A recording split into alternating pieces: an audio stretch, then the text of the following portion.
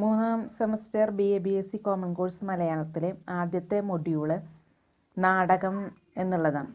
അപ്പോൾ നാടകം, നാടക സാഹിത്യ ചരിത്രം എന്നിവയെക്കുറിച്ച് സാമാന്യമായിട്ടുള്ള ഒരു അറിവുണ്ടാക്കുക എന്നുള്ളതാണ് ഈ മൊഡ്യൂൾ കൊണ്ട് ഉദ്ദേശിക്കുന്നത്. അപ്പോൾ അതിൽ തന്നിട്ടുള്ളത് G ശങ്കരപ്പിള്ളയുടെ ഭരതവാക്യം എന്ന് പറഞ്ഞ നാടകവും വയലാർ വാസുദേവ പിള്ളയുടെ തനതു നാടക ദർശനം എന്ന് പറയുന്ന ഒരു ലേഖനമാണ്. അതിൽ ഇന്ന് വയലാർ വാസുദേവ പിള്ളയുടെ തനതു നാടക ദർശനം എന്നുള്ള ലേഖനമാണ് കൈകാര്യം ചെയ്യാനായിട്ട് ഉദ്ദേശിക്കുന്നത്. അപ്പോൾ ആ ലേഖനവുമായി ബന്ധപ്പെട്ടിട്ട് എന്താണ് നാടകം, മലയാള നാടകത്തിൻ്റെ ചരിത്രം എന്താണ് എന്നുള്ള ഭാഗങ്ങളാണ് ഇന്ന് പറയുന്നത്. അഭിനയം, സംഭാഷണം ഈ രണ്ട് വ്യവഹാരങ്ങളിൽ കൂടി മനുഷ്യവ്യാപാരത്തെ പ്രേക്ഷകരിലേക്ക് എത്തിക്കുന്ന ഒരു ദൃശ്യ ശ്രാവ്യ കലയാണ്. അതായത് കാണാനും കേൾക്കാനും പറ്റുന്ന കലയാണ് നാടകം എന്ന് പറയുന്നത്.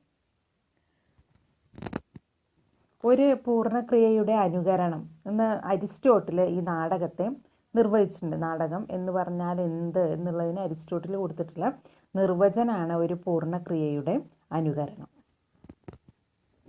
ഇനി ഈ നാടകം ഒരുപാട് കലകളുടെ ഒരു കൂട്ടായ്മയാണ്. അതായത് സംഗീതം, സാഹിത്യം, നൃത്തം, ചിത്രകല തുടങ്ങിയിട്ടുള്ള കലകളൊക്കെ തന്നെ നാടകത്തിൽ വരുന്നതായിട്ട് കാണാം. ഇനി ലോക സാഹിത്യത്തിലെ ഏറ്റവും പഴക്കമുള്ള കലകളിൽ ഒന്നാണ് നാടകം. ഇനി ആദ്യമായിട്ട് വികസിതമായിട്ടുള്ള നാടകകല നിലവിൽ വന്നത് ഗ്രീസിലാണ് എന്ന് ഗവേഷകന്മാർ കണ്ടെത്തിയിട്ടുണ്ട്. അതിനെ തുടർന്നാണ് ഇന്ത്യയിലെ നാടകകല രൂപം കൊണ്ടത്.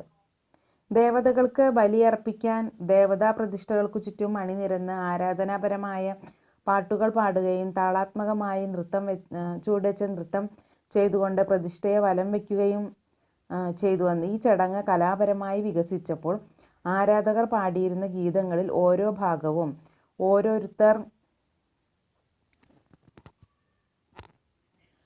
മാറി മാറി പാടുന്ന സമ്പ്രദായം നിലവിൽ വന്നു. ഗീതത്തിൻ്റെ ഏതെങ്കിലും ഒരു ഭാഗം പാടുന്നയാൾ പ്രത്യേക കഥാപാത്രത്തിൻ്റെ ഭാവരൂപങ്ങൾ കൈക്കൊള്ളാൻ തുടങ്ങി. അപ്പോൾ ഇങ്ങനെ നൃത്തം ചെയ്യുന്നവരെല്ലാം വിഭിന്ന കഥാപാത്രങ്ങളായി തീരുകയും ഓരോരുത്തരുടെയും നൃത്തരംഗങ്ങൾ അവരവർ പാടുന്ന ഗീതഭാഗത്തിൻ്റെ അഭിനയമായി രൂപാന്തരപ്പെടുകയും എല്ലാവരുടെയും അഭിനയം കൂടിച്ചേർന്ന് നിയതമായ ഒരു ഇതിവൃത്തത്തിൻ്റെ ആവിഷ്കരണമായി തീരുകയും ചെയ്തു. അപ്പം അങ്ങനെയാണ് നാടകങ്ങൾ രൂപം കൊണ്ടത് എന്നാണ് പറയുന്നത്. അപ്പം ആദ്യകാലത്ത് ഇന്ത്യയിലെ ആര്യന്മാർ ഭക്ഷണം കഴിക്കാനായിട്ട് കാട്ടിൽ നിന്ന് ശേഖരിക്കുന്ന വിഭവങ്ങളൊക്കെ, കിഴങ്ങുകളൊക്കെ രാത്രി കാലങ്ങളിൽ ഒരു അഗ്നികുണ്ഡം ഉണ്ടാക്കി അതിൽ ചുടുകയും ഭക്ഷണശേഷം അതിന് ചുറ്റും നൃത്തം ചവിട്ടുകയും പാട്ടുപാടി നൃത്തം ചവിട്ടുകയും ചെയ്തിട്ടുണ്ടായിരുന്നു. ഈ പാട്ടുകളും ഈ നൃത്തം ചവിട്ടലാണ് പിന്നീട് നാടകമായി പരിണമിച്ചത് എന്ന് പറയുന്നുണ്ട്. അപ്പം അതേപോലെ ചൈനയിലും ജപ്പാനിലും ഈ രീതിയിലാണ് നാടകം രൂപം കൊണ്ടത് എന്നാണ് ഗവേഷകരുടെ അഭിപ്രായം. കേരളീയ നാടോടി കലകളിൽ നിന്ന് സ്വാംശീകരിച്ചെടുത്ത അഭിനയപ്രധാനമായിട്ടുള്ള ഒരു പാരമ്പര്യമല്ല മലയാള നാടകത്തിന് ഉള്ളത്. അത് ഇംഗ്ലീഷ് വിദ്യാഭ്യാസത്തിൻ്റെയും അതേപോലെ തമിഴ് സംഗീത നാടക സംസ്കാരത്തിൻ്റെയും സ്വാധീന ഫലമായിട്ട് ഉണ്ടായതാണ്. കല്ലൂർ ഉമ്മൻ ഫിലിപ്പോസ് ഷേക്സ്പിയർ കൃതിയിൽ നിന്നും പരിഭാഷപ്പെടുത്തിയ ആൾമാറാട്ടമാണ് മലയാളത്തിലെ ആദ്യ നാടകകൃതി എന്നാണ് കരുതുന്നത്. അതേപോലെ കേരളവർമ്മ വലിയ കോയി തമ്പുരാൻ്റെ അഭിജ്ഞാന ശാകുന്തളം വിവർത്തനം ഇത് ഈ ഗണത്തിലെ രണ്ടാമത്തേതായിട്ട് കണക്കാക്കപ്പെടുന്നു.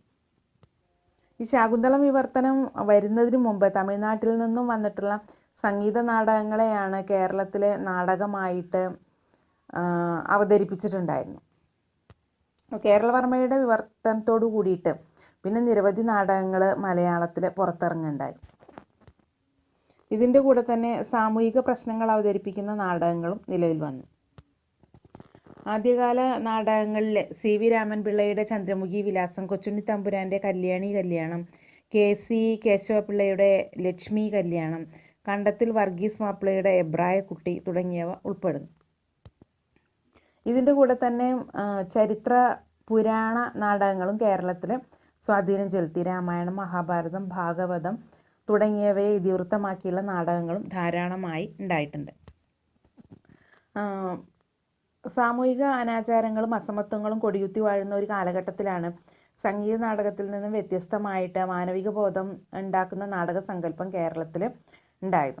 അതിന് ലോകമെമ്പാടും സംഭവിച്ച സാമൂഹിക പരിണാമങ്ങളും രാഷ്ട്രീയ സംഭവ വികാസങ്ങളും ഒക്കെ പ്രചോദനമായിട്ടുണ്ട്.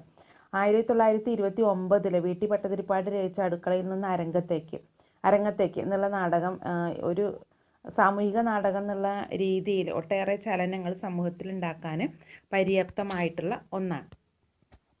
കേരളത്തിലെ ആദ്യത്തെ രാഷ്ട്രീയ സാമൂഹിക നാടകം കെ ദാമോദരൻ്റെ പാട്ടബാക്കി ആണ്. പുളിമാന പരമേശ്വര പിള്ളയുടെ സമത്വവാദി എക്സ്പ്രഷനിസ്റ്റ് സമ്പ്രദായത്തിലുള്ള ഒരു കൃതിയാണ്. അതേപോലെ ഇടശ്ശേരിയുടെ കൂട്ടുകൃഷി ഗ്രാമീണ യാഥാർത്ഥ്യങ്ങളുടെ കഥ പറയുന്നു. CJ തോമസിൻ്റെ പ്രധാന നാടകമായ അവൻ വീണ്ടും വരുന്നു എന്നത് മലയാള നാടകങ്ങൾക്ക് ഒരു പുതിയ മാനം നൽകി. CJ തോമസിൻ്റെ നാടകങ്ങൾ പുരോഗമന സ്വഭാവമുള്ളതും ഭാവി മലയാള നാടകവേദിയെ മുന്നിൽ കണ്ടുകൊണ്ടുള്ളതും ആയിരുന്നു. 1950-60 കാലഘട്ടത്തിൽ രാഷ്ട്രീയ സാമൂഹിക ചായ്വുള്ള നിരവധി നാടകങ്ങൾ മലയാളത്തിലുണ്ടായി. Thoppil Bhasi, NN Pillai, KT Muhammad, G Sankara Pillai, Kavalam Narayana Panicker തുടങ്ങിയവർ ഇതിൻ്റെ പ്രധാന വക്താക്കളാണ്. ഇനി കേരളത്തിലെ പ്രധാന നാടക സംഘങ്ങളായിരുന്നു KPAC, കാളിദാസ കലാകേന്ദ്രം, കേരള കലാനിലയം, കലിംഗ തിയേറ്റേഴ്സ്, സംഗമം തിയേറ്റേഴ്സ്, നവചേതന, സംഘമിത്ര, സൂര്യസോമ, രംഗചേതന, രംഗപ്രഭാത്, നാടകക്കൂട്ട് തുടങ്ങിയിട്ടുള്ളവ. ഇത്രയാണ് മലയാള നാടകവേദിയെക്കുറിച്ച് പൊതുവെ പറയാനുള്ളത്.